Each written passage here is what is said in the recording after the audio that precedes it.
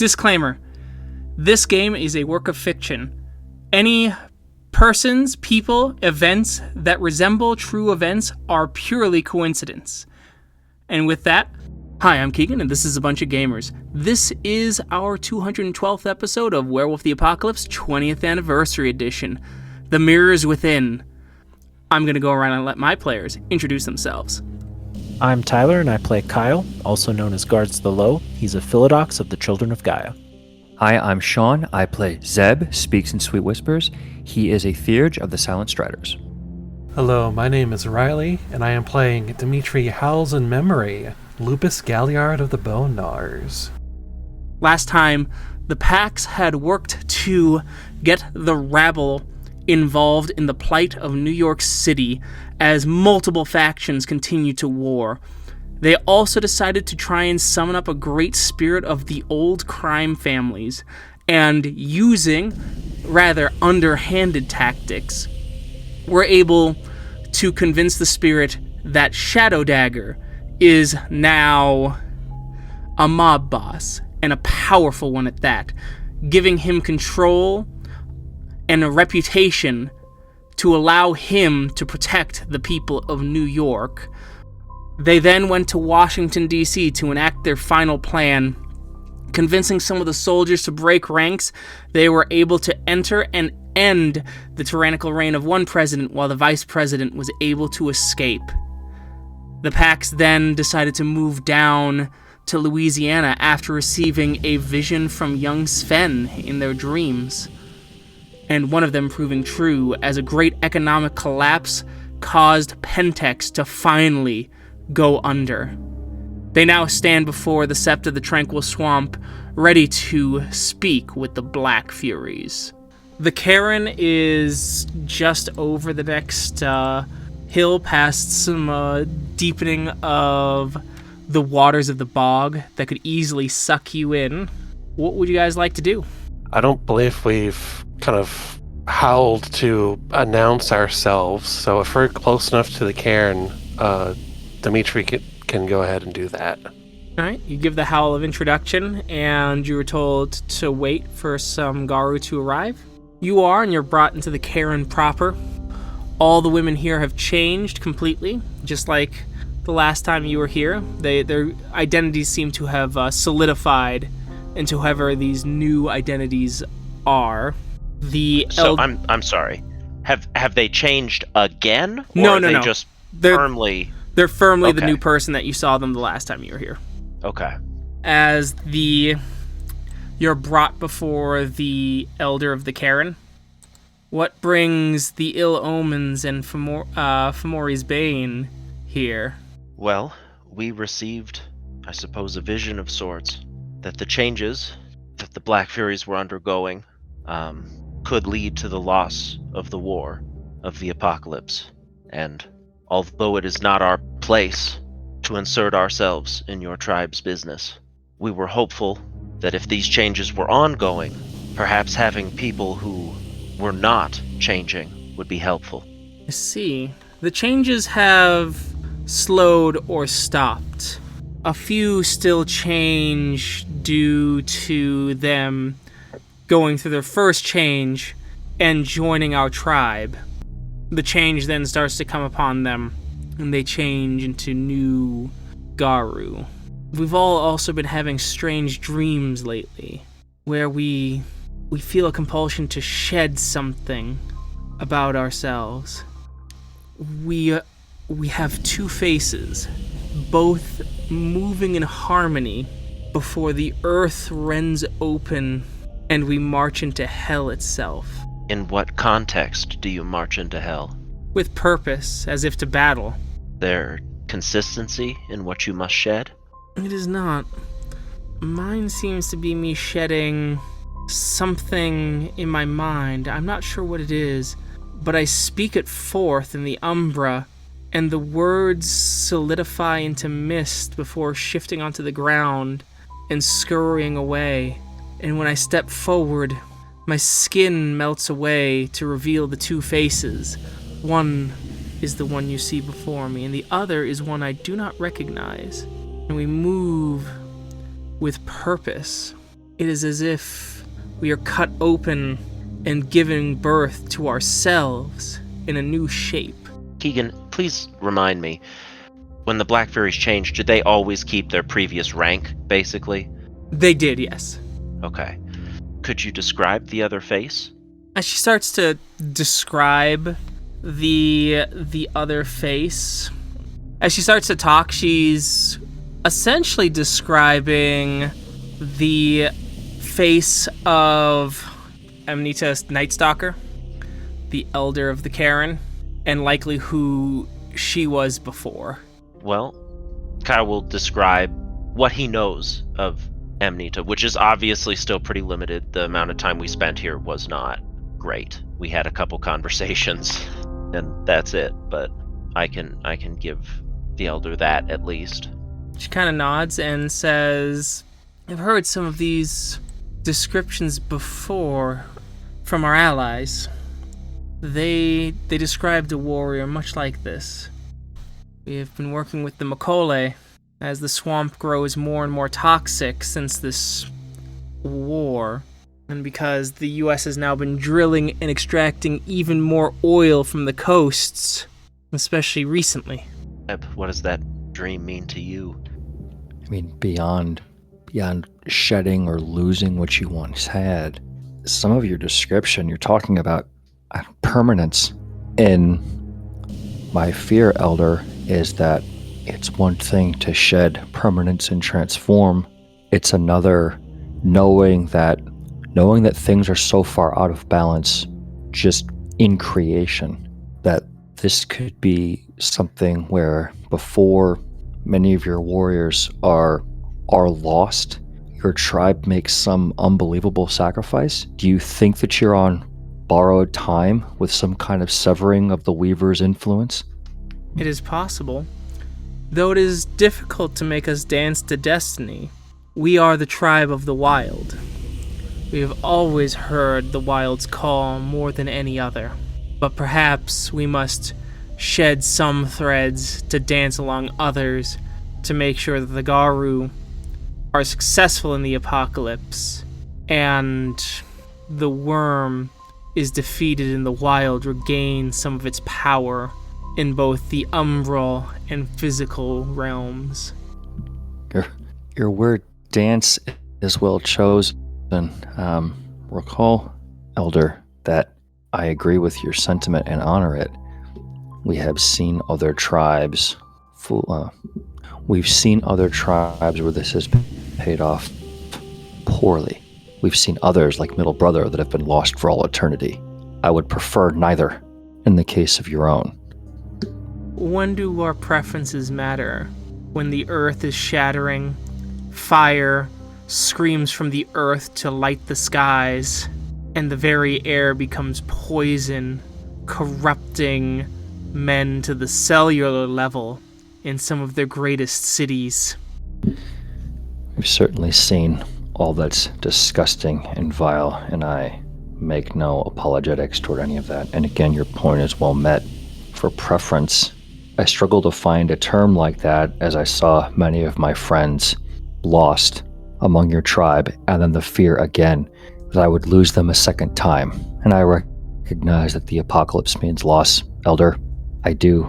But again, the word, I know that I would be inclined to act in desperation, and I've had to make sure that I do not do that. The outlook of your tribe and the elders here may be different, and listening to the wild, understood. But I'm concerned with manipulation across the nation as we are trying to meet the very last intents of our patrons and other spiritual obligations to maybe have a fighting chance, and worry that while we certainly won't act as one, and we never would, just things get more and more troubling by the day, don't they? That they do, but the thing is nothing risked, nothing gained, and our change has happened.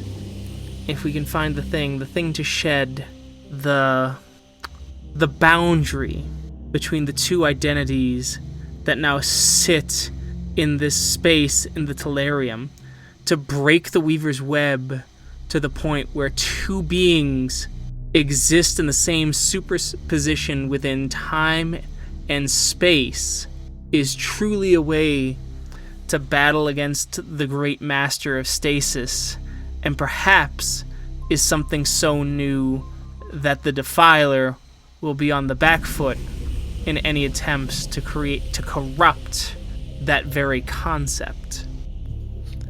You make it more clear here then, if we're speaking of a matter of breaking a concept that we would have in our own Hamid brain to limit us within creation, then to your point, yes. Recall, however, or I bring to mind, that one of our tribes has gone in a very different direction for the cerebral, believing that they are somehow transcendent above this conflict, and I do believe many view them as having left the conflict versus bringing about a more victorious means. If you're speaking about Chimera's children, they are facing it on a different front, are they not? Are there not other shifters?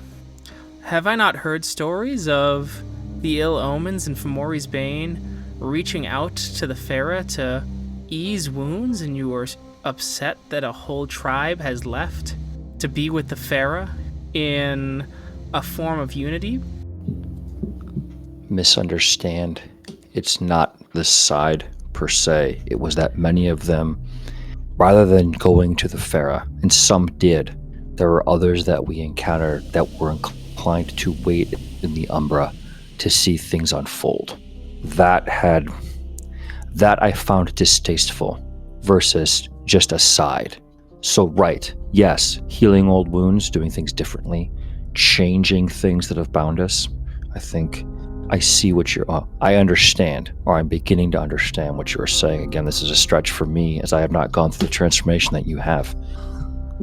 I know that there are plenty like me that are probably too myopic, and I would sooner carry your message to change minds and open them versus have more asking foolish or insulting questions. It is because you are bound, unfortunately, by stasis. The Great Weaver holds a greater sway on the minds of men, especially Hamid men, who are told to elevate logic above all else. It is something that is difficult for Garu to shake, even if they see that that is not always the case. But I think your understanding shows that you are capable of some form of change, and I would ask that you perhaps think beyond just our bodies. We are Garu, yes? I think it is... Most certainly. And I don't have all the answers, but I would like you to speak with our Master of Right, Stillwaters.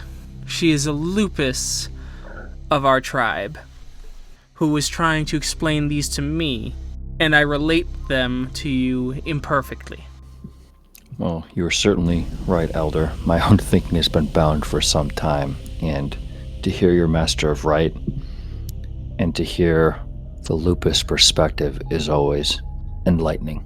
Their understanding of time being complicated, but it's good for me to hear it. And so, you all approach Stillwaters. She is in her Hamid form right now, as she's messing with something in the mud. She has a thick, kind of Louisiana accent. What brings you all around here? We want to understand. You were something before. Now you are not.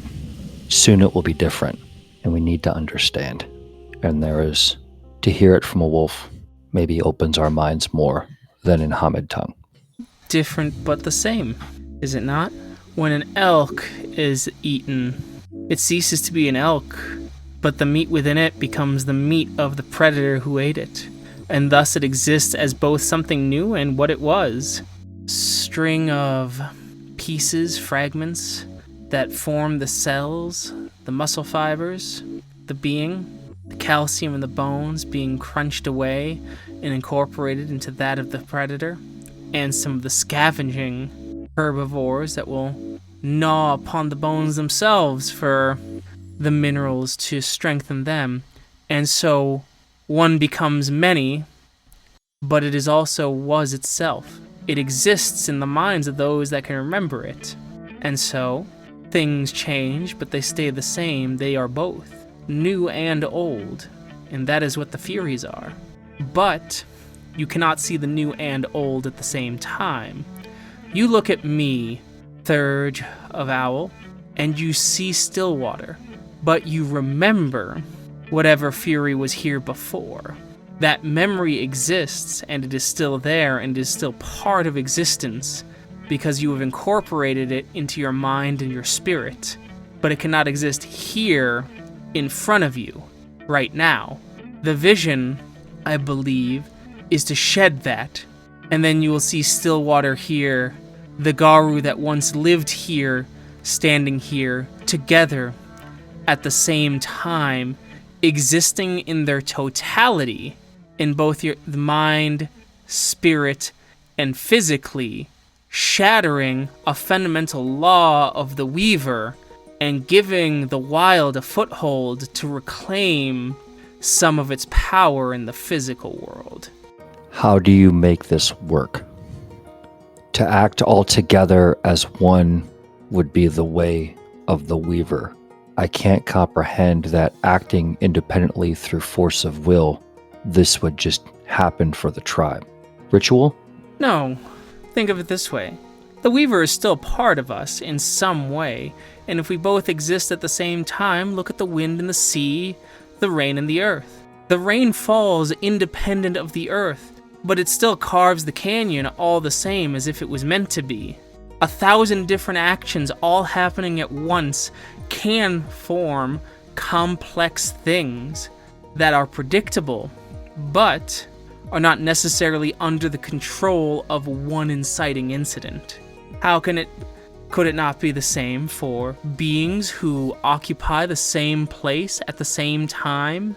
That 1,000 thoughts somehow still drive the body, the spirit, and the position of the two beings in the same direction? I understand connectedness and memory and breaking things, time, and that togetherness where all exists at once. But what do you do other than continue to be that brings this change that you expect? It is finding the thing, the individual thing in both that connects them as a barrier. Find the barrier, break it, and the waters flush together and come together, creating the new thing, the same and the new existing in the same place at the same time. Instead of a tapestry, it would be a fluid, smoke or water. Or air. Or air. Or the particles of dust, which are a solid, that ride the air. It's all of them.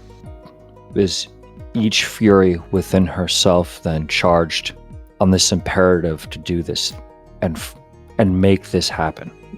That is what the visions are, and that is what we are trying to find. The visions are giving us hints on the barrier to remove, the thing to pull out, the words that must be made physical and manifest, or the memories that we must spit out and shatter upon the ground and crush them.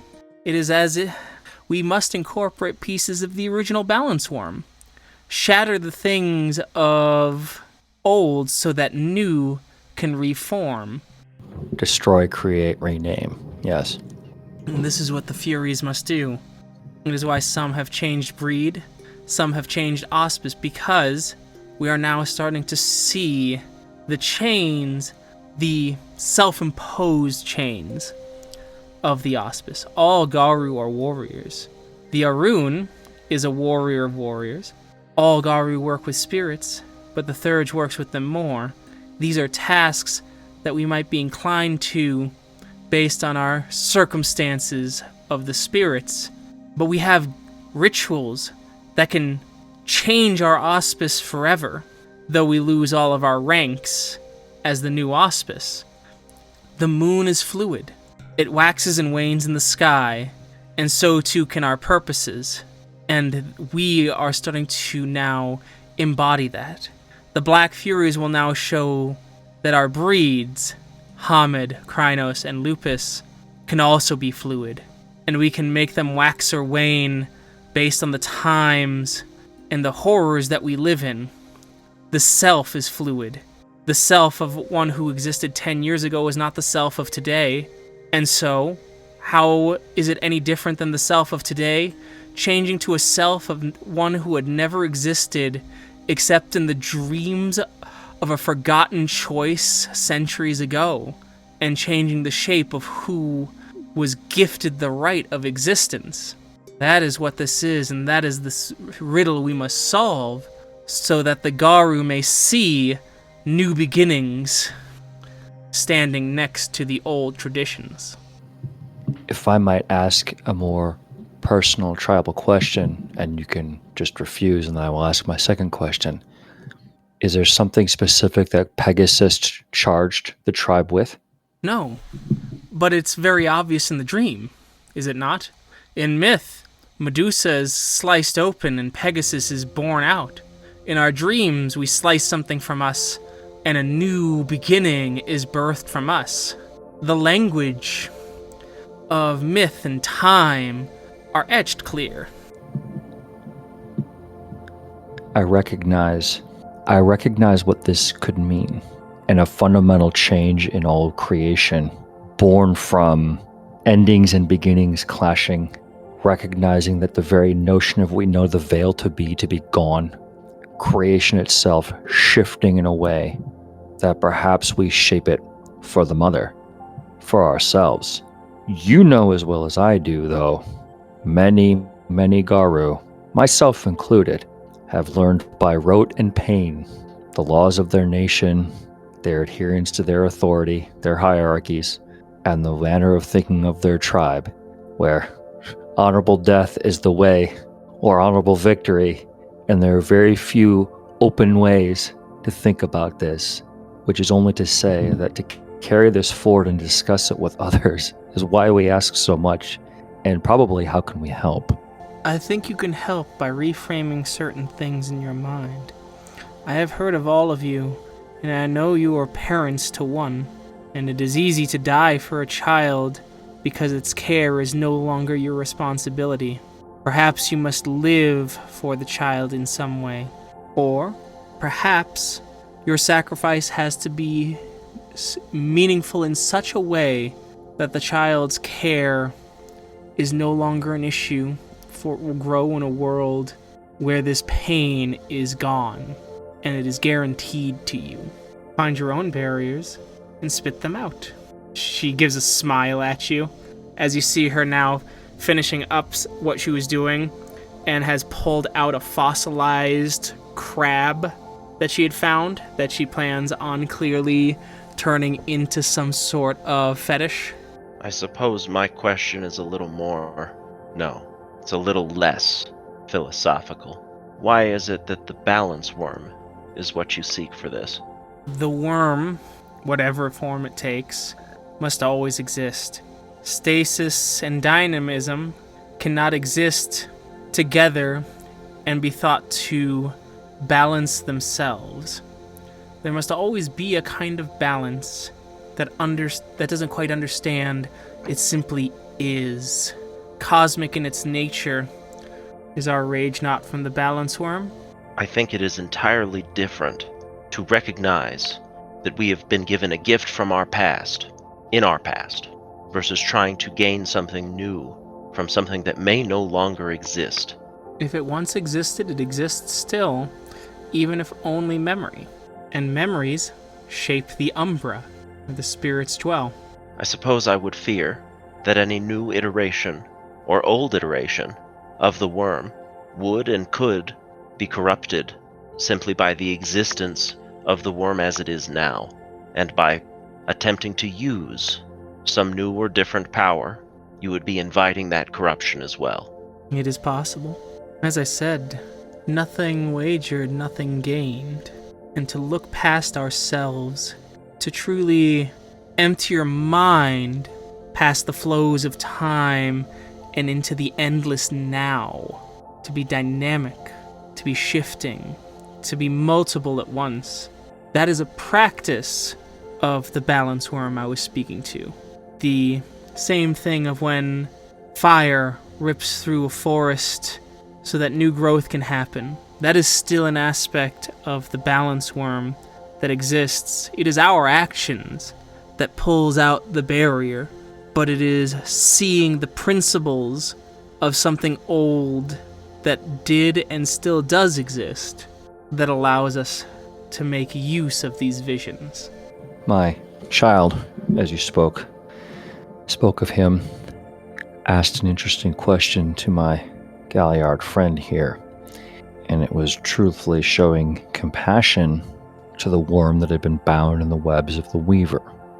And I honored the question of that young one because I think, to your point, our dogmatic way of thinking, wherever it dwells, wherever it breeds, doesn't work out quite well if it means that there are other factors in play that are corrupting or guiding it. Again, we stopped thinking about balance a long time ago and creation and evolution versus destroying all those things that would harm the mother and believing that would equate to victory. I know that him asking that question is something that, if heard in the wrong group of people, would likely have him be executed nearly immediately. I think I would only take away from that there are some, again, youth that are thinking in a way that us aged and decrepit elders perhaps aren't. But the point of my friend here is still the same, right? Even our own higher levels of understanding, of compassion, of attempts to do things in a different way. I mean, the worm probably views all as an opportunity, which is the nature of the corruptor, I suppose. Is the only cautionary tale I can give that maybe you don't need to hear, but I would speak it out loud anyway if we're talking about things that were out there, that maybe that cautionary tale, that caution shapes somewhat our viewpoints as we go to, as you say, take that risk. Nothing sacrificed, nothing gained. The mentality goes far. There's still something to be said, though, for understanding what it means, the adversary that we look to shatter, I think. And you're right, boundaries that we transcend, again, give us an advantage, I think. But it's all a lot to take in. I blame it on your upbringing. You spent too much time using your eyes and very little else, when you could use your nose and ears, even if they are limited compared to your siblings, such as myself. She smiles again. Zeb can only kind of do the hand, like, you got me.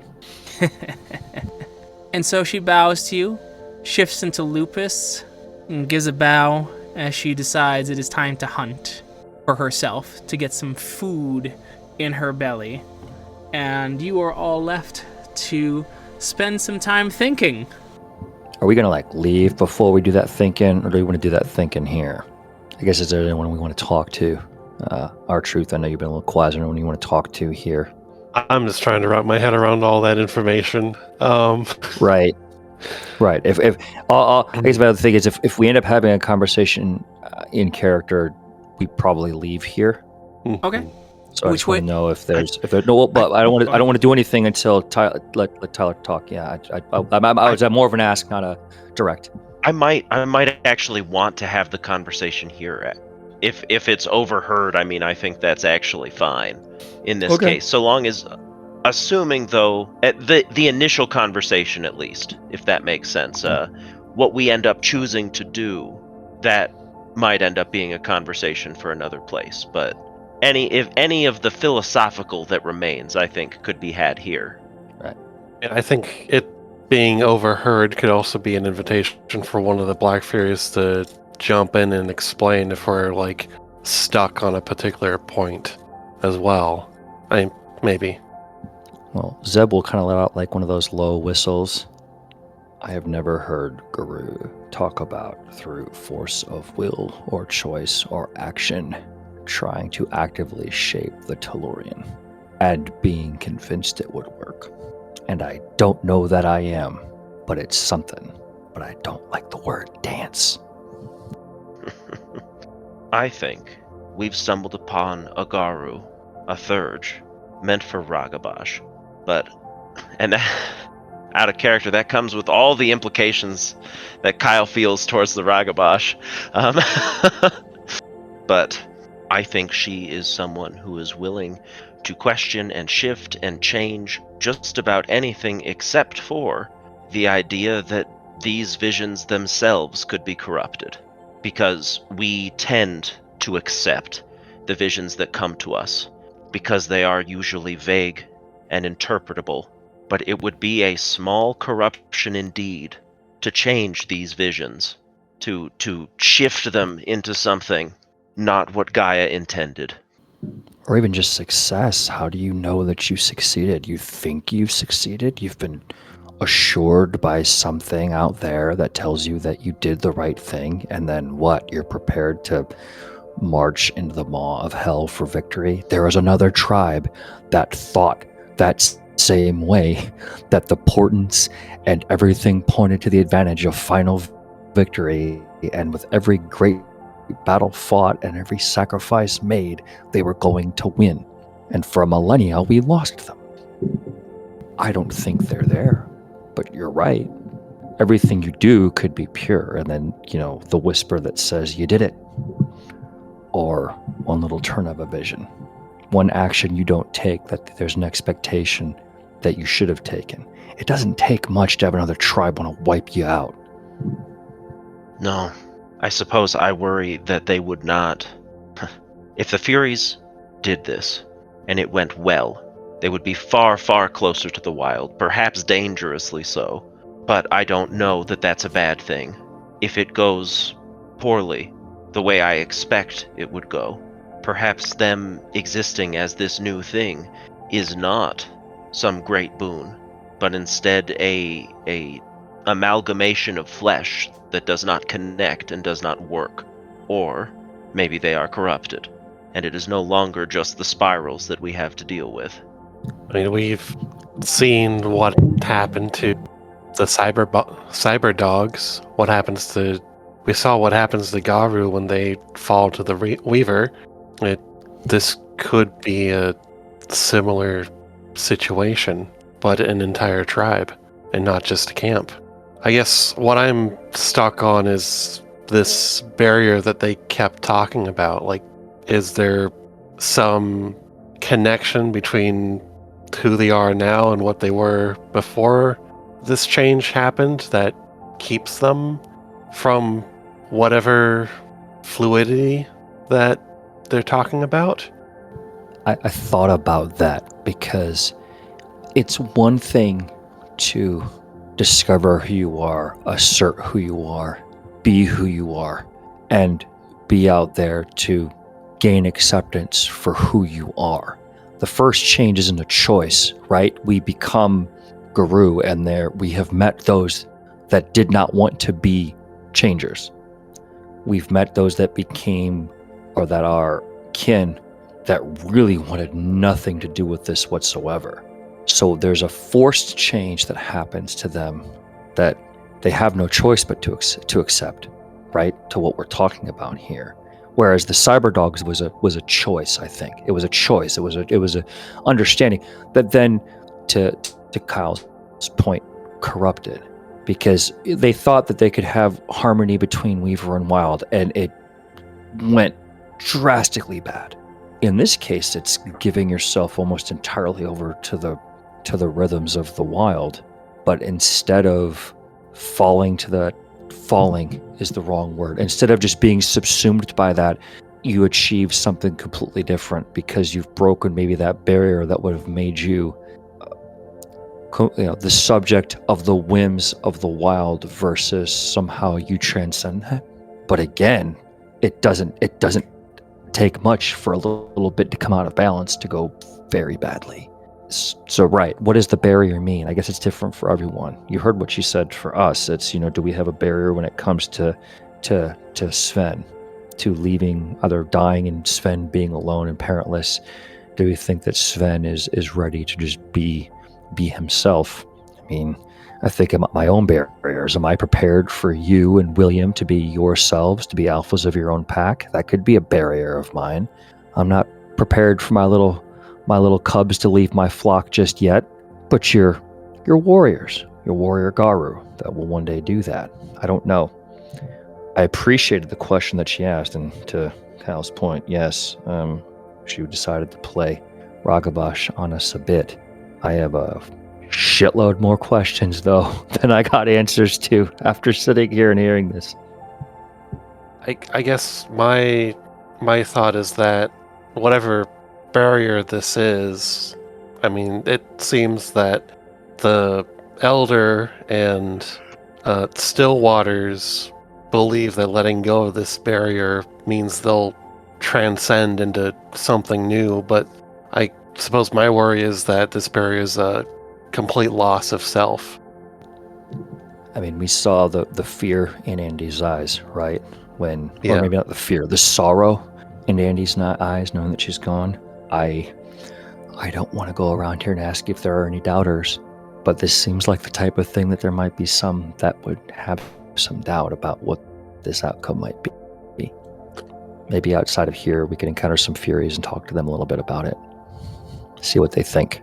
I know the Elder spoke of having dreams. I mean, I could maybe see if I can be a fly on the wall and witness whatever dreams they have, but I'd be very cautionary about that being considered a violation versus just being part of it, though, Dimitri.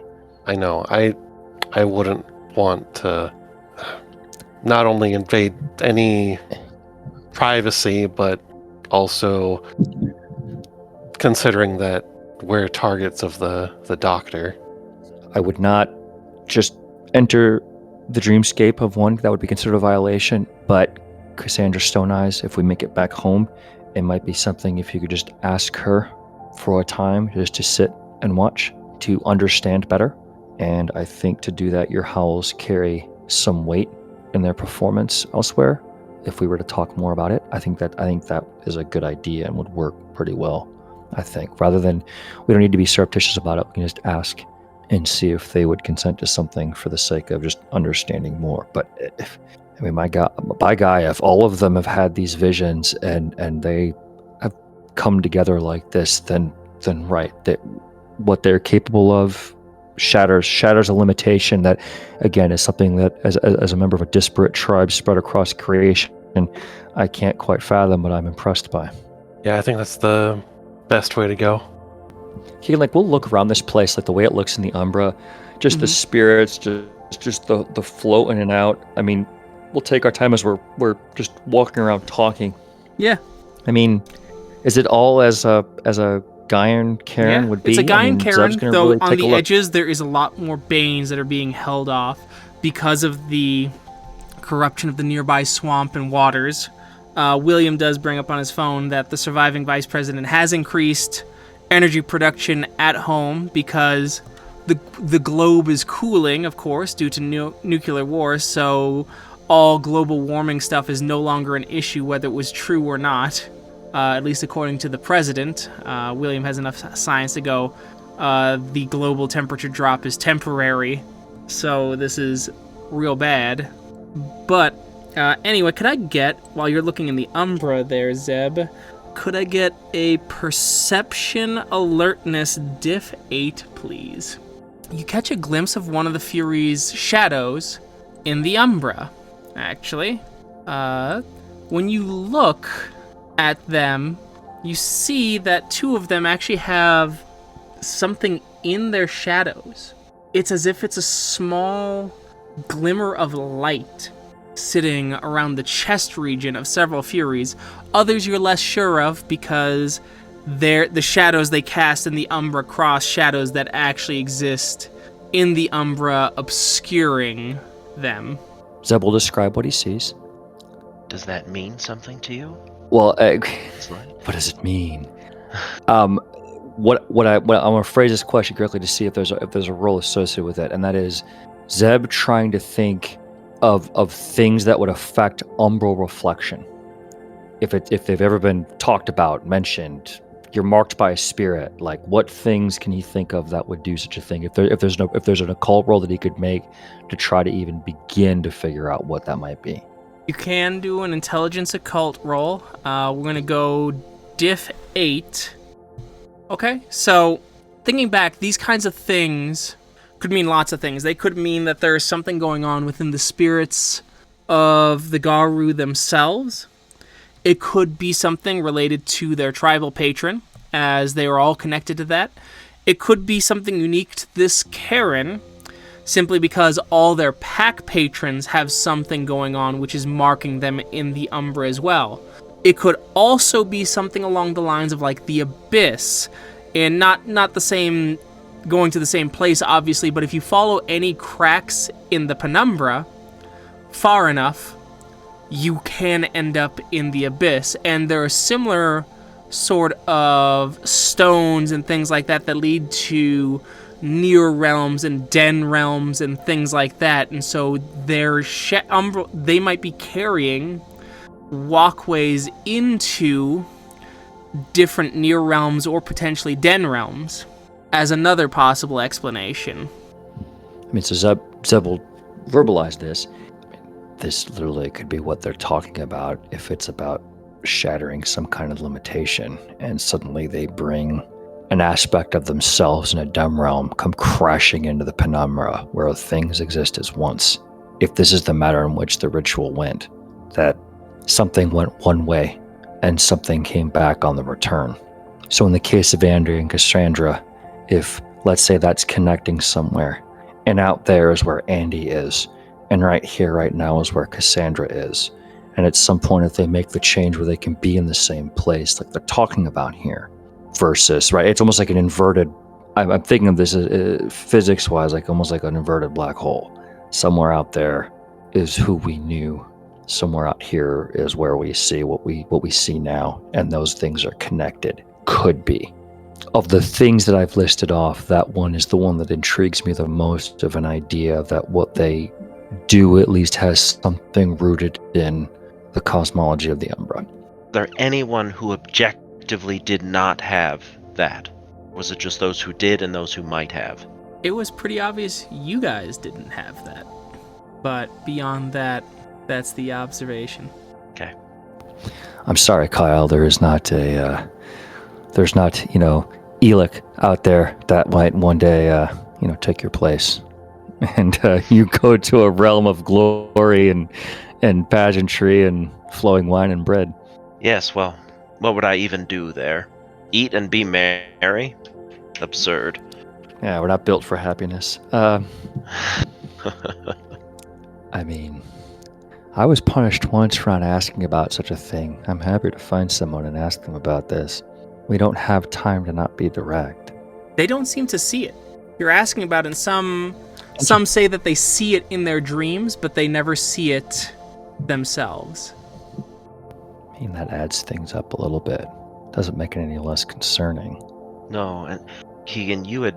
Sorry, another clarifying question about it. Was it obviously brighter for some than others? No, it was a blink and you miss it sort of thing. So it's this small little bit of light that shouldn't be there.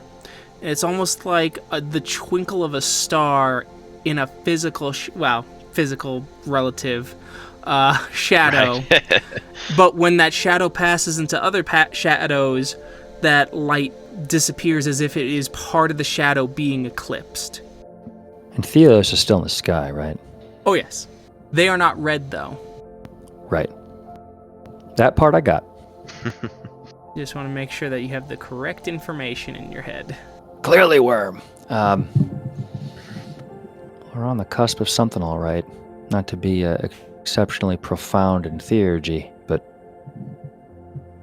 I got real concerns, though, and some other folks get wind of something like this, and they're not nearly as friendly or welcoming about it. Not that they're hiding it.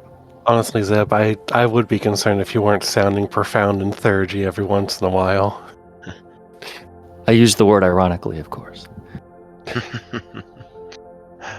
I suspect that because we've been here previously, and because our names are well known, and what we've stood for, they spoke with us so openly because they expect us to be open-minded about these things. And I anticipate most other male non-Furies would not be allowed, even in the cairn proper. I was surprised that we even got that far, to be honest. Oh, I am too. I know that only a few other packs had that level of closeness, and I think I worried that some of the questions we've asked we're asking could have been borderline insulting, and they might have been, but you're right, because they were very gracious in their response and showed a lot of forbearance and just answering them. No, I agree, and I think that follow-up, Dimitri, when we get back to see Cassandra or someone else we might have known before, would help to see firsthand what they're being told. Or secondhand, since it would only be Dimitri that could witness this and tell us about it, but still. Do we have any other business here before we maybe want to go and proceed onward? Because the genesis of part of this vision is someone that we know fairly well, maybe we talk to our boy a little bit. Yeah, I don't know. This whole thing, it just reminds me of the aspect of the worm that we spoke with, that we had the opportunity to free, to be the original worm, how it should have been, but I just suspect that releasing it just would have strengthened the worm, and I think that that's what this is too. That even an untainted, uncorrupted portion of the worm, found or utilized, is likely left as a trap, or because it is being kept from the worm as it exists now, and it will be no longer should this transpire. If this were to succeed, if what they're doing succeeds and things across time coexist, what you're betting on, to your point, is an aspect of the triadic worm that had not been corrupted maybe suddenly comes into existence with that which it had been driven insane by Weaver. And to that point, if that were to come to pass and that was restored and what corrupted worm remained, then the sequel being that that's what they fight. But you're right, the reductive part of it is, it sounds like you're fighting for the worm, and you can be easily tricked on that. I guess my question now then is, like, if what's using Cassandra as an example, like if she were to go through this change and be Cassandra and Andy both at the same time, like if that happened to the worm, then wouldn't the worm exist in a place where it was both trapped by the Weaver and not at the same time? Bingo. This is that whole stance that I have trouble with to a degree about trying to retain or regain balance within the triad versus our fight to destroy, like, the physical form of the worm, right? Like, once, now, and forever. There you have it, my friend. Retelling this to others is going to be quite exciting should it come up in conversation. Maybe that's our own barrier. I don't know, I seem to have a lot of barriers, so she really could have helped narrow that down a little bit, but we'll just keep on doing our best to get over them, I guess. It was really kind of mean of her, though, to make that eye comment. I don't know. I think I've only known you, like, with the one eye, so seeing you with, like, two eyes instead of one, I don't think I'd ever be able to get over that. Right, there we go. There's your barrier. If beautiful Zebulon comes back to more beautiful Zebulon, how do we handle it? How do you deal with both of us together as one again? It's a lot of beauty in one spot. Exactly, especially if it means we don't get free drinks anymore. Exactly right. Pity drinks, veteran drinks. Exactly right. Veteran discount. All right, Half Moon, are you satisfied here, or do we carry on? I'm curious about one other thing, I suppose. I'm curious if the other spirits can see that light. It's worth an ask. And I'm curious if it's small, but maybe it can be interacted with in some way. I'll query spirits through the penumbra here, Keegan, to ask if they can see it. I'll also see if they've seen it in other spirits that they know. Okay. They have seen it. They do see it. They understand. They call it the moon path that the Furies are carrying with them right now. They don't see it in other spirits. It is a moon path that is the burden of the Furies and Pegasus's children.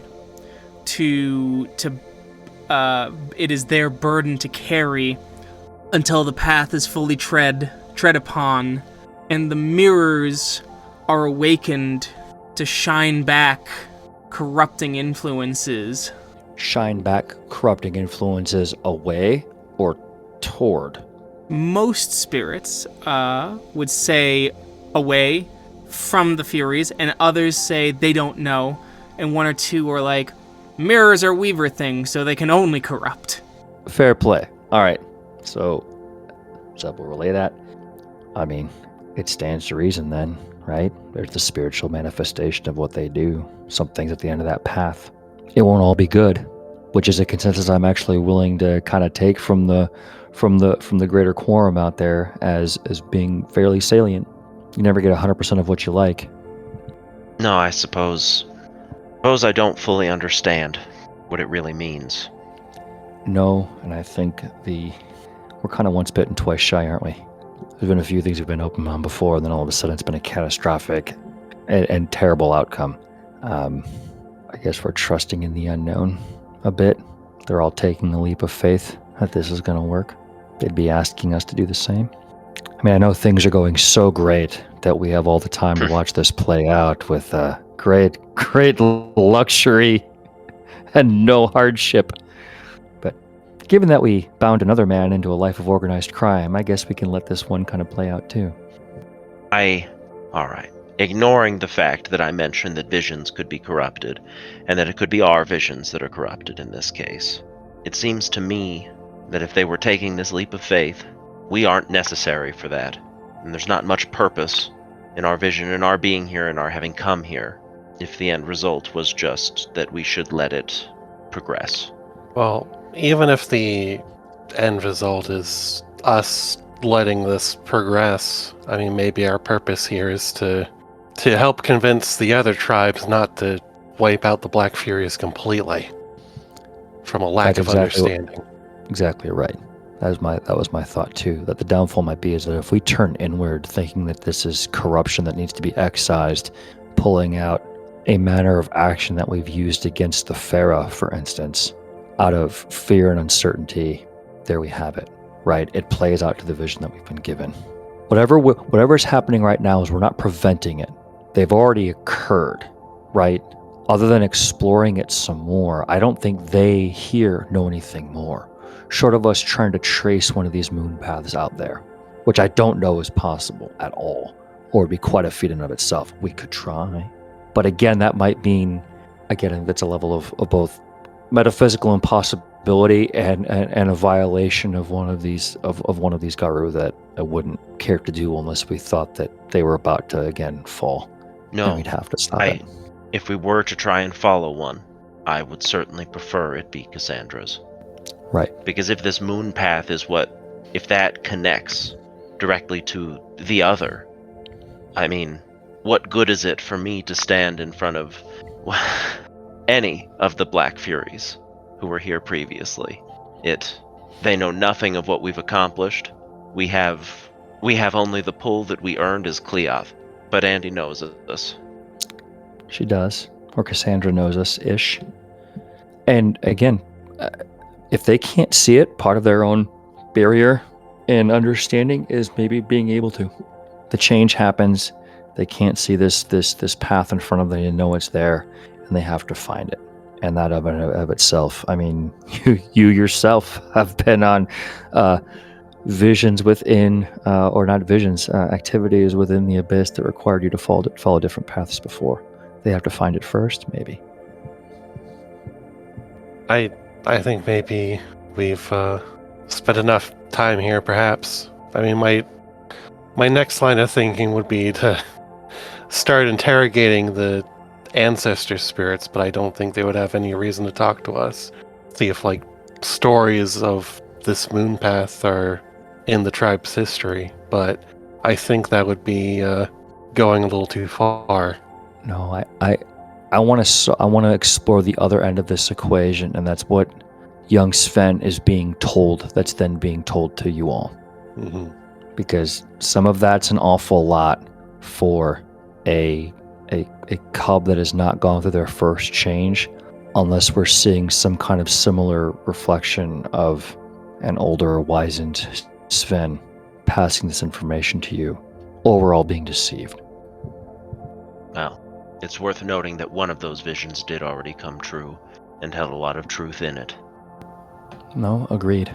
If there's any future actions that we're going to have to take regarding this, we're going to need to get more information that's probably not going to be here anyway. Yes. So if along the way, other than seeking out the boy, if there are other Black Fury areas that we go to, or other Black Furies that we know to talk to, we might, in passing, I understand how ridiculous it would be to say that if we could go and visit one of their Septs, because there's probably zero chance of that happening outside of here. But encountering others that we might find along the way to talk to at Septs that are not purely controlled by the Furies, there might be opportunity there too. Yeah, out of character, we have no other people listed as Black Furies in our sheet, at the very least. I'm certain we've interacted with others, but they're not obviously listed anywhere. Right. I mean, half the people we interact with, we don't get a tribe or a auspice or anything like that anyway. Right. Yeah. Right. So you heading off to try and find Sven? Yeah, I reckon we will. Okay. All right. If you guys are looking for Sven, you got to figure out, of course, where he is first. You could, what would you like to do that? You could try and follow some rumors regarding the Silver Pack on where they've gone. You can try and ask directly by doing Dream Speak, but of course that comes with its own risks, etc., etc. I think we'll listen to rumors, one, and Okay. The Silent Strider Network to see if anyone's had a run-in. All right, so it takes a while. It's several days. It is March 2nd. As you've been moving through, talking to various Silent Striders, things like that, there's rumors everywhere, obviously, right? And by the time you finally get back to Sacred Stone in your journeys of this lockdown, martial law country, you do find out that Sven has been taken to the hidden and very secret Sept of the First Rage, which is a Red Talon Cairn that is located somewhere on the West Coast. But you got a few things to do here, if you so choose, and we'll find out how all that shakes down next time. Thank you to everyone who listened. We'll catch you in that next episode. Bye. Bye. Bye.